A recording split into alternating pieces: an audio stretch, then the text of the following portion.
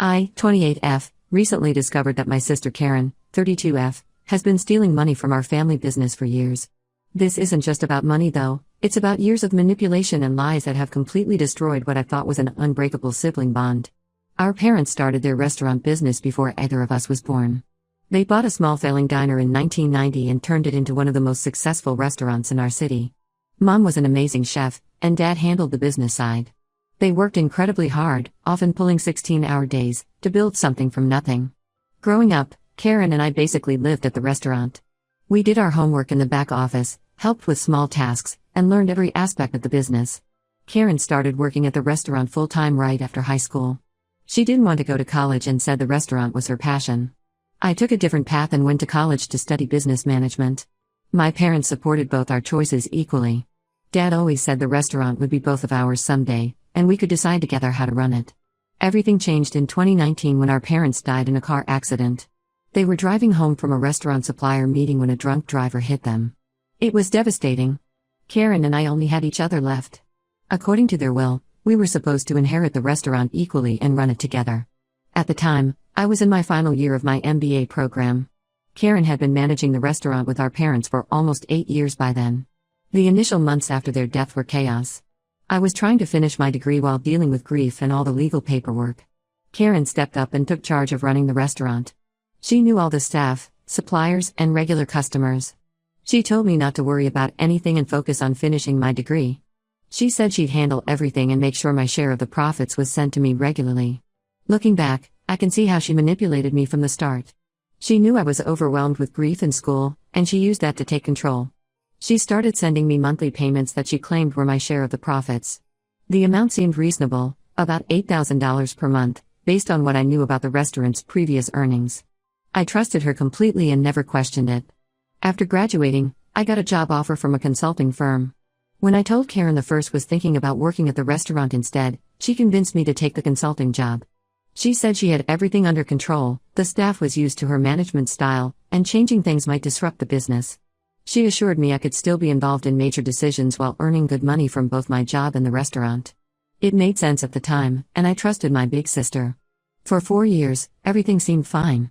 The restaurant appeared to be doing well, I was getting my monthly payments, and Karen and I had dinner together every Sunday.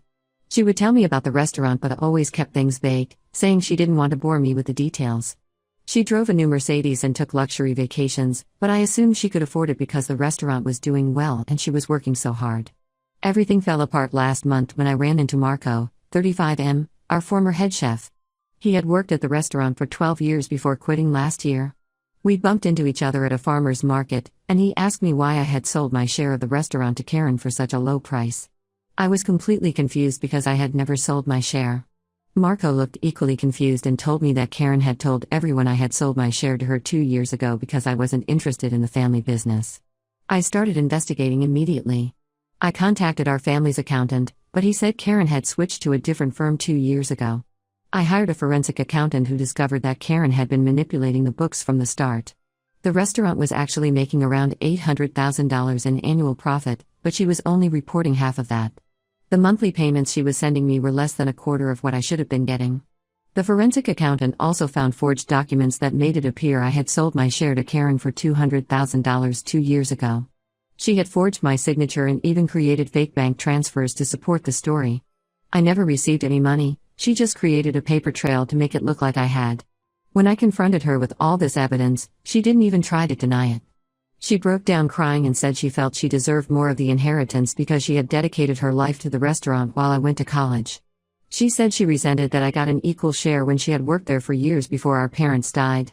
She admitted to stealing money for years and using it to fund her lifestyle, the Mercedes, designer clothes, luxury vacations, and even a beach house I didn't know about. I was devastated. This wasn't just about the money, it was about years of systematic betrayal from my only remaining family member. She hadn't just stolen from me, she had manipulated me and lied to my face every single Sunday for 4 years. Every time she hugged me goodbye after our dinners, she knew she was stealing from me. I immediately contacted a lawyer and filed a lawsuit. When word got out about what Karen had done, our family split into 2 camps. Our aunt and uncle sided with Karen, saying that blood is thicker than water and I should forgive her because she's the only immediate family I have left. They argued that she had worked harder at the restaurant and deserved more. Our cousin supported me, saying what she did was criminal, and I had every right to pursue legal action. Karen has been alternating between apologizing and attacking me. She shows up at my apartment crying, saying she'll lose everything if I go through with the lawsuit. Then she sends angry texts saying I'm destroying our family and our parents would be ashamed of me for suing my own sister. I've blocked her number and told all family members that I don't want to hear anything about her. I know some people think I'm being too harsh, but I can't forgive this level of betrayal. This wasn't a one-time mistake, it was years of calculated deception from someone I trusted completely. Am I the asshole for pursuing legal action against my own sister? Update 1 first, I want to thank everyone for their support on my original post. Things have gotten significantly worse since then, and the true extent of Karen's deception goes far beyond what I initially discovered. After I filed the lawsuit, my lawyer hired a team to do a complete audit of the restaurant's finances. What they uncovered was shocking and disturbing. Karen hadn't just been stealing money, she had turned our family restaurant into a front for an illegal gambling operation. For the past 3 years, she had been running high-stakes poker games in the restaurant's basement after hours. Our parents had renovated the basement years ago, turning it into a beautiful wine cellar. Karen had converted part of it into a hidden poker room. She kept the wine racks at the front to maintain appearances, but behind them was a fully equipped gambling den with professional poker tables, surveillance cameras, and a full bar. The financial records showed that these poker games were bringing in more money than the restaurant itself. On busy nights, players would bet hundreds of thousands of dollars. Karen was taking a percentage of every pot, plus charging wealthy players for private tables and expensive alcohol. All of this cash was being laundered through the restaurant's books. What makes this even more disturbing is that our Uncle Rick, 55M, who had been defending Karen and pressuring me to drop the lawsuit, was actually her partner in this operation. He had helped her set everything up 3 years ago and was taking 30% of the gambling profits. This explained why he was so adamant about me dropping the lawsuit. He wasn't just protecting Karen, he was protecting himself. The investigation revealed a complex web of corruption. Karen and Uncle Rick had been paying off local officials to look the other way. They had a monthly payroll that included 2 police officers, a health inspector, and even a city council member. They used some of the stolen inheritance money to fund these bribes, which typically ranged from $2,000 to $5,000 per month per person. Most shocking of all was discovering that our restaurant's liquor license had been suspended 6 months ago due to violations, but Karen had bribed officials to keep operating. She was serving alcohol illegally all this time, putting the entire business at risk. If there had been any incidents, we could have lost everything. The gambling operation explained so many things that had puzzled me. Now I understand why Karen was so desperate to keep me from becoming involved in the restaurant's operations. It explains why she switched accountants and why she always made excuses when I wanted to visit the restaurant during off hours. She claimed she was doing inventory or deep cleaning, but really she was setting up for poker nights. When all this information came to light, our family dynamics shifted dramatically. Most relatives who had been supporting Karen suddenly went silent. Our Aunt Linda, who had been calling me daily to convince me to drop the lawsuit, was horrified when she found out about the gambling operation. She had no idea her husband, Uncle Rick, was involved. She hasn't spoken to either of them since finding out. My lawyer immediately took this information to the police. Now Karen and Uncle Rick are both under criminal investigation for running an illegal gambling operation, money laundering, bribing officials, and serving alcohol without a license. The police have also started investigating the corrupt officials who took bribes. Karen tried to pin everything on Uncle Rick. She claimed he had manipulated her into starting the gambling operation, saying he threatened to reveal her theft of my inheritance if she didn't cooperate. But security camera footage from the poker room shows her clearly in charge, handling money and giving orders. The staff who worked these events have also confirmed she was the boss. Yesterday, Karen's lawyer reached out with a settlement offer. She offered to confess to everything and give me full control of the restaurant if I would agree not to testify against her in the criminal case. When I refused, she started making threats. She claims to have evidence of our late father's affair and says she'll release it to the media if I don't drop the charges. According to Karen, our father had a long-term affair that resulted in a child, and she has proof.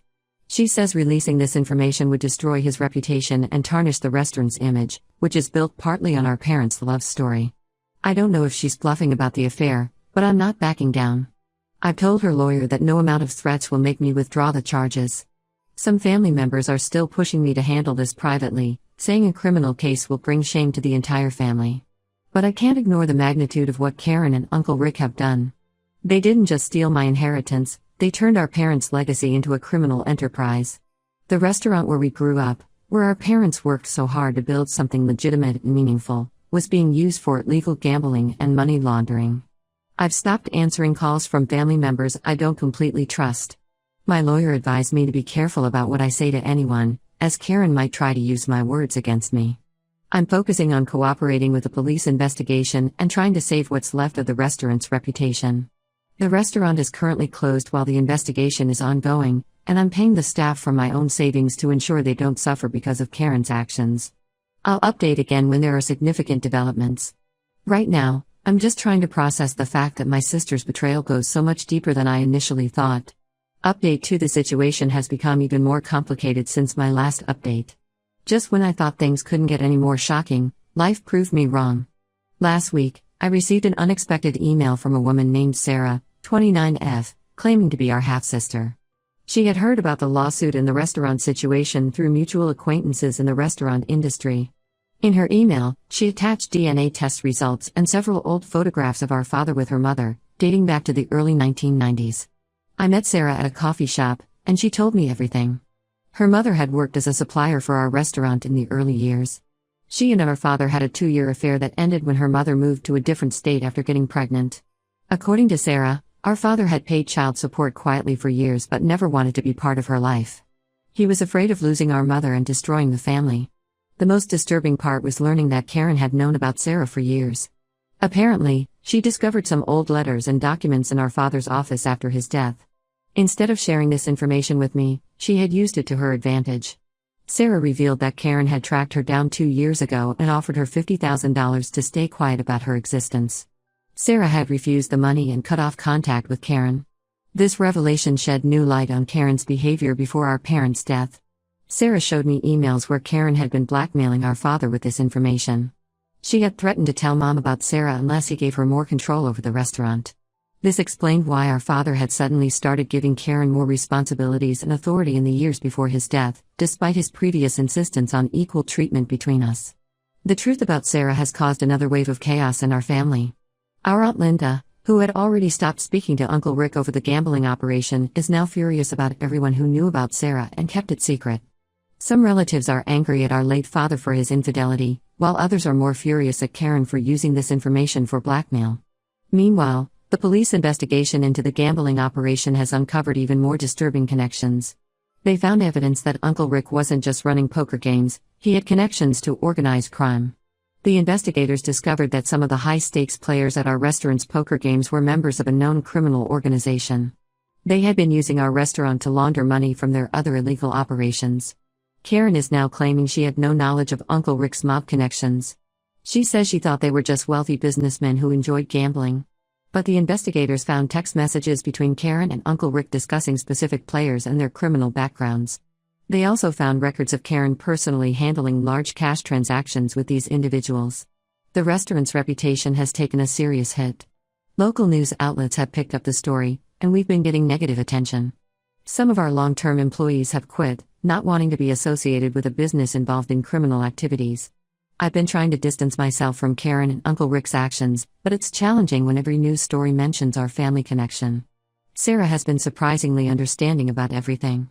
Unlike Karen, she doesn't want any money or stake in the restaurant. She simply wanted to know her biological family and thought this was the right time to come forward, given that Karen was using her existence as leverage. We've started meeting regularly for coffee, and I'm slowly getting to know her. It's strange to think I had a sister out there all these years while the one I grew up with was betraying me. The criminal investigation is moving forward. The prosecutors have offered Karen and Uncle Rick plea deals, but neither has accepted yet. Karen's lawyer keeps trying to contact me about reaching some kind of agreement, but I've made it clear that I won't interfere with the criminal prosecution.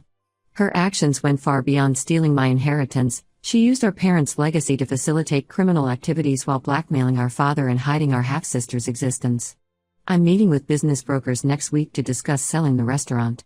Even if we manage to salvage its reputation, I don't think I can walk through those doors without thinking about all the lies and betrayal. Sarah supports my decision to sell, saying it might be the best way to make a clean break from everything that's happened. I'll update again when there are more developments, but right now I'm focused on moving forward and getting to know the sister who turns out to be more honest and caring than the one I grew up with. Update 3: the final chapter of this nightmare has finally come to a close, and the outcome is both satisfying and heartbreaking. After weeks of negotiation, both Karen and Uncle Rick accepted plea deals. Karen will serve 2 years in prison for fraud, money laundering, and running an illegal gambling operation. She also has to pay $1.2 million in restitution, which includes my stolen inheritance plus penalties. Uncle Rick got 5 years due to his mob connections and previous criminal record that none of us knew about. 3 local officials who were involved in the bribery scheme also pleaded guilty and lost their positions. The day before she had to report to prison, Karen made one final attempt to reconcile. She showed up at my apartment with a thick envelope. Inside was a 15-page handwritten letter explaining how everything started. According to her, she began stealing small amounts shortly after our parents died, convinced that she deserved more because she had worked at the restaurant longer. When Uncle Rick discovered her theft, instead of exposing her, he suggested the gambling operation as a way to make even more money. She wrote about how each small decision led to bigger crimes until she felt trapped in a web of lies. She said she kept me away from the restaurant because she couldn't bear to face me while stealing from me. The letter ended with her begging for forgiveness, saying prison had made her realize the magnitude of her mistakes.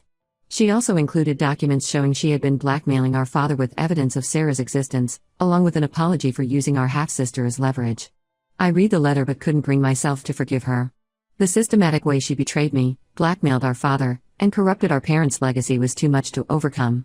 I returned the letter to her without responding and asked her not to contact me again after her release. The restaurant has been sold to a restaurant group that owns several successful establishments in the city. They are keeping most of the staff but changing the name and concept. I couldn't keep running it, there were too many painful memories in those walls. The sale price was good, and after paying off all debts and legal fees, I still have enough to start fresh. Sarah and I have grown closer over these months. We meet weekly for coffee, and she's introduced me to her husband and 2 kids. It's strange how life works. I lost the sister I grew up with but gained another who has shown more integrity and kindness than Karen ever did. Sarah even helped me pack up our parents' old photos and mementos from the restaurant, sharing stories about the few times she had secretly visited the restaurant just to see our father from afar. Our Aunt Linda divorced Uncle Rick after discovering he had been involved in criminal activities throughout their entire marriage. She's been incredibly supportive of my decision to cut ties with Karen and has become something of a mother figure to both me and Sarah. Most of our extended family has cut contact with Karen and Uncle Rick. The few relatives who still support Karen have also been cut from my life. I've made it clear to everyone that I don't want updates about Karen's life in prison or after her release. Some might call it harsh, but after everything she's done, I believe it's the only way I can move forward. I'm using some of the money from the restaurant sale to open a small cafe in a different part of the city. Sarah has been helping me with the business plan, and this time I'll be running everything myself. It won't be anything as grand as our parents' restaurant, but it will be honest and completely my own. This will be my final update. Thank you to everyone who supported me through this difficult time. Sometimes the family you choose is better than the family you're born with.